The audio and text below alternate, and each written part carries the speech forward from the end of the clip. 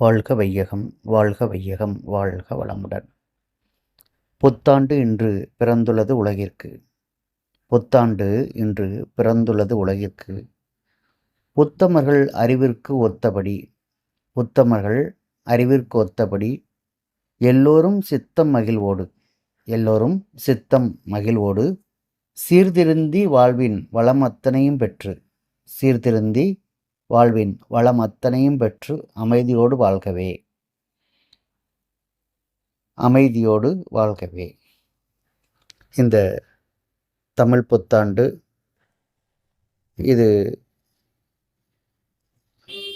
மக்கள் எப்படி வாழ்ந்தால் மகிழ்ச்சியாக வாழ முடியும் அப்படிங்கிறத அறிஞர்கள் உணர்த்தியிருக்கிறாங்க, மகான்கள் உணர்த்தி கொண்டிருக்கிறாங்க.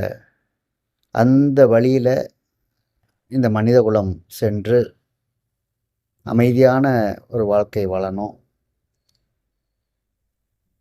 பல காலங்களில் ஏற்பட்ட பழக்க வழக்கங்கள் அதில் நம்ம சென்று கொண்டிருக்கிறோம். ஆனாலும் இன்றைய காலகட்டத்தை தந்தாற் போல் சீர்திருத்தம் மிக மிக அவசியமானது.